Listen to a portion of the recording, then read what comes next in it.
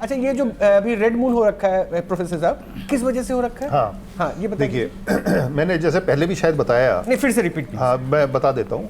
लाल bulb लगा दिया वहाँ पर। सन, बीच में पृथ्वी और उसके बाद मून, ये तीनों एक लाइन में आ गए। ओके, ठीक है। ठीक है। अब जो सन की जो सारी लाइट है जो मून के ऊपर पड़ती है नेचुरली, वो रुक गई। ठीक है, तो अब उसके ऊपर लाइट कहाँ से आएगी? या तो लाइट बिल्कुल पड़ेगी नहीं, और अगर पड़ेगी तो वो कहाँ से पड़ेगी, बात इसकी आ गई। तो वो जो पृथ्वी की लाइट है जो रिफ्रैक्ट होके उस पे पड़ेगी। अब वो कौन सी पड़ेगी कि जो पृथ्वी पे व्हाइट लाइट सन से आ रही है उसमें विजिबल स्पेक्ट्रम है पूरा, जिसमें ब्लू लाइट भी है, वॉयलेट भी है, और दूसरे एंड पे रेड भी है। ठीक है, तो जो ब्लू और वॉयलेट है वो रेले स्कैटरिंग होता है, जो उसके एक फॉर्मुलेशन है रेले स्कैटरिंग का। रेले स्कैटरिंग का फिनोमेना वहां लगता है और ब्लू लाइट और वॉयलेट लाइट को वो स्कैटर कर देता है, यानी कि उसकी वो जो लाइट है वो वेवलेंथ विकृत कर देता है, वो विकृत हो जाता है, स्कैटर होके इधर उधर चला गया। अब बच गया रेड लाइट। तो रेड लाइट जो पड़ेगी वो इस रिफ्रैक्ट होके मून के ऊपर पड़ेगी, तो वो ब्लडी मून या ब्लड मून के रूप में तो वो मतलब दिखाई मैं पड़ेगा। आपके लैंग्वेज को मैं बहुत सरल भाषा में बताता हूँ। अकॉर्डिंग टू साइंस, प्रोफेसर साहब कह रहे हैं जो मिश्रा जी, उनके मुताबिक 3 ऑब्जेक्ट, मैं इसको ऑब्जेक्ट ले रहा हूँ, ठीक है, मैं इसको ग्रह या फिर मून या सन नहीं कह रहा, 3 ऑब्जेक्ट एक लाइन में आगे समानांतर रेखा में, और इस वजह से जो सन का लाइट है वो चांद पे नहीं पहुंच रहा, और इस वजह इसमें सूर्य जो है, ये दुबई की तस्वीर है, यहाँ भी मून रेड हो रखा है। हालांकि मैं इसलिए बता रहा हूँ दुबई की तस्वीर मून रेड हो रखा है क्योंकि वहाँ पे जिनकी आबादी है जिस धर्म की, वो ग्रहण नहीं मानते, दे डोंट फॉलो, मतलब हिंदुइज्म को छोड़कर ग्रहण कितने लोग फॉलो कर रहे हैं नहीं कर रहे हैं उसके, दुबई तो मुस्लिम कंट्रीज में भी इसको फॉलो नहीं किया था। बहरहाल वहाँ भी लेकिन रेड मून नजर आ रहा है। अब उनका कॉन्सेप्ट क्या है that may be differ, but Mishra ji जो मैं बात कर रहा हूँ उसमें 3 ऑब्जेक्ट का जिक्र किया, इसमें ना इन्होंने राहु बताया ना केतु बताया।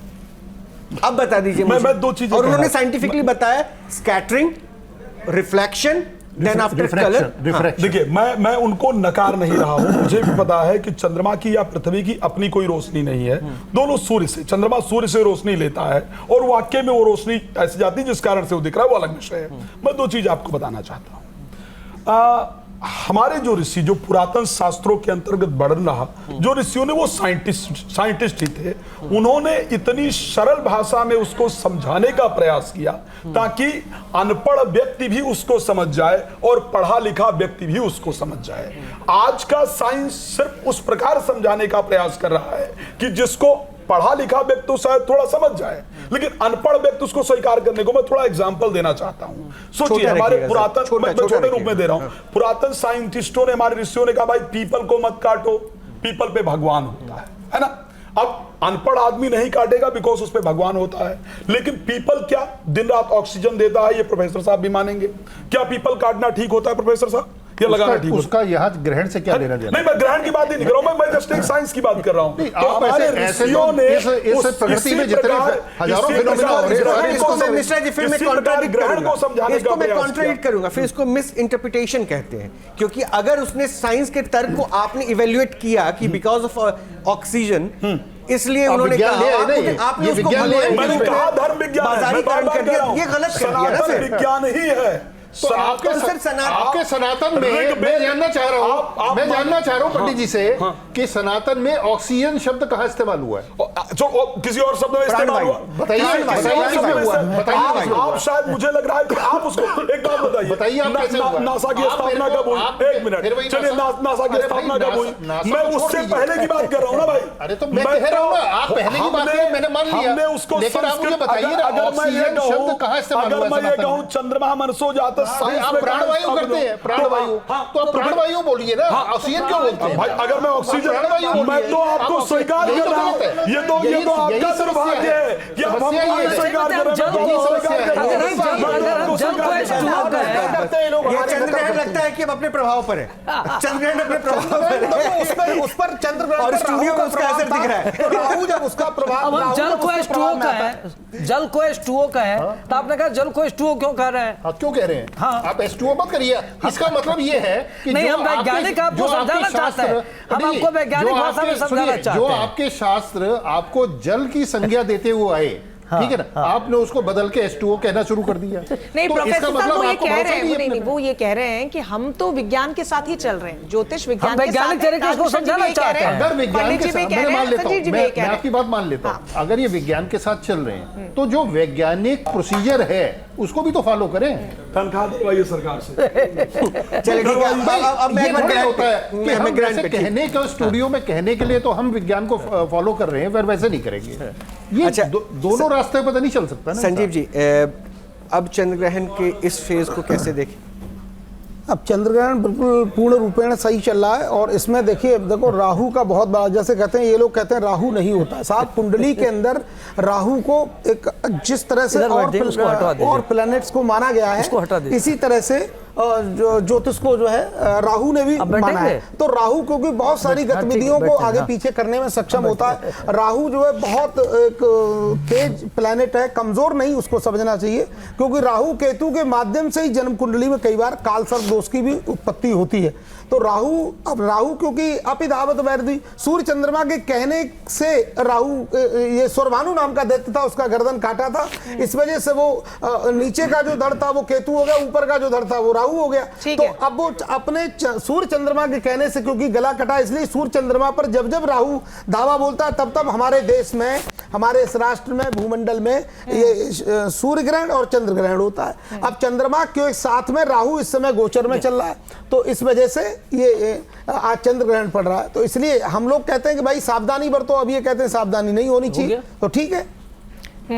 ठीक है, तो आपने जो जिक्र किया थोड़ी देर पहले, आपसे भी हमारे साथ राकेश जी भी जुड़ गए, उनसे भी सवाल लेंगे, लेकिन आप पंडित अरविंद त्रिपाठी जी, अभी थोड़ी देर पहले मैंने सवाल संजीव जी से किया था कि बाहर नहीं जाना चाहिए, नेगेटिव एनर्जी साथ आप ले आते हैं। आप सब तो सुबह से आप अलग अलग चैनलों में आपने अपना शोज किए हैं, राकेश जी भी सुबह से बाहर है, प्रोफेसर साहब भी बाहर है, आप दोनों भी बाहर थे, अभी हमारे साथ हैं, तो आप भी घर नेगेटिव एनर्जी ले जा रहे हैं। नहीं तो संजीव जी कह रहे थे हमने तो सावधानियां बरती हैं। नहीं, देखिए हम लोग अपना तुलसी दल साथ रखे हैं, कुसा रखे हैं, गंगा जल लेके साथ चल रहे हैं। अभी आपको स्नान कराया? अभी गंगा जल से हमने स्नान कराया, तो हम अपनी सावधानी के साथ हैं। आप जो भी करिए, जैसे मान लीजिए कि कोई जरूरी काम है तो आपको निकलना है, तो आप अपनी सावधानी बरत के करिए।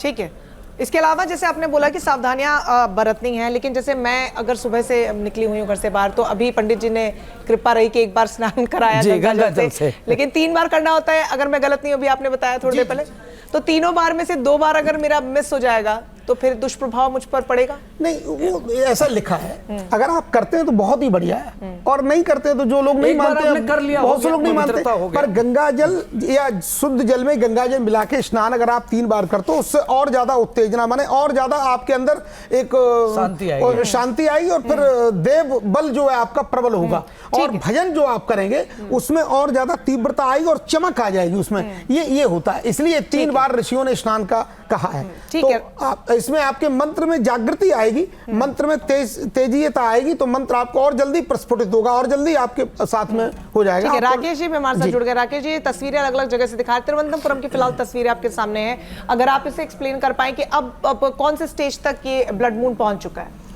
देखिए, अब तो पूर्ण रूप से पूर्ण ग्रसित हो चुका है, पूर्ण काल यह चल रहा है, पूर्ण ग्रहण काल यह चल रहा है, और अब लालिमा जो लिया है, जैसा कि इसको विज्ञान भी प्रमाणित करता है, जैसे कि सूर्य जब जो है अस्त की तरफ जाता है तो उसकी रेज जो है, रेड रेज जो है, वह प्रत्यक्ष रूप से दिखना शुरू हो जाती है। वही कंडीशन इस समय बनी हुई है, क्योंकि पृथ्वी जो है एकदम से पूर्ण रूप से जो है ढक लेती है सूर्य के प्रकाश को, तो उसके किनारे से जो विकिरण निकलती हैं वह इस समय लालिमा लेकर के चंद्रमा के चारों तरफ दिखाई दे रही हैं। इसी कारण जो है वह जो है चंद्रमा का जो रंग है वह लाल जो है दिखाई दे रहा है, और इसी को जो है आज की भाषा में जो है ब्लड मून शब्द से संबोधित किया जाता है। ये लाल रंग तो डेंजर का रंग होता है, इसीलिए तो कहीं आप लोग सब कह नहीं रहे खतरा है, बहुत ज्यादा नकारात्मक है? रंजना जी, देखिए 2 चीजें हैं, खतरा या नकारात्मकता नहीं। अभी एक मैंने सुना, आप लोग चर्चा कर रहे थे, थोड़ा सा विलंब से हमने इस चर्चा को जो है ज्वाइन किया है। बहुत बहुत सारी चर्चाएं हो रही थी। अभी आपने एक चर्चा किया कि 3 स्नान का और बहुत सारे बाहर निकलने का। देखिए, बाहर निकलने को लेकर के इसमें कोई भी भ्रम या कोई भी डरावनी चीजें नहीं है। लेकिन क्यों कहा जाता है? क्योंकि ग्रहण काल में जो है अब हम लोग इतना विज्ञान जो है वह जो है आगे बढ़ चुका है कि बिजली आ चुकी है, गाड़ियों में रोशनी आ चुकी है। तब बैलगाड़ी चलती थी, पैदल लोग यात्रा करते थे, अंधकारमय हो जाता था।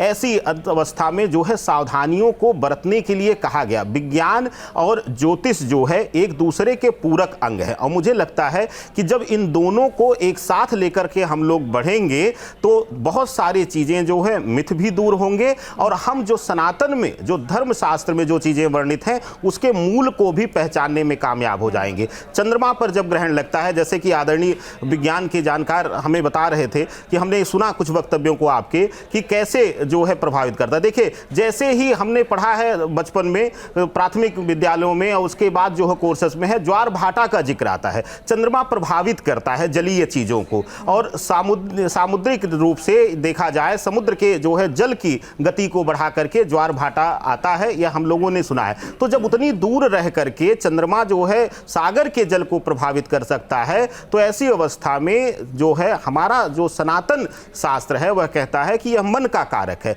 मन का कारक होते हुए एक वजह से और कहा जाता है कि इस समय बाहर मत निकलिए, मौन व्रत धारण कर लीजिए। अभी जैसा कि आपने एक चर्चा किया तो मैं देख रहा था कि उत्तेजना बढ़ रही थी, तो इसी वजह से कहा जाता है कि मौन व्रत धारण करिए, कम से कम बोलिए, जिससे कि ऊर्जा जो है आपकी सुरक्षित रहे, रिस्टोर करें, और मंत्र जाप करें, गुरु मंत्र का जाप करें, अपने इष्ट का मंत्र जाप करें। वो तो राकेश जी उससे सकारात्मकता आएगी। जहाँ भक्ति है हर शब्द में, कथाओं में छिपे हैं दिव्य रहस्य, और ज्योतिष देता है जीवन को दिशा। धर्म से जुड़ी हर बातों को जानने के लिए हमारे चैनल स्तुति को सब्सक्राइब करें।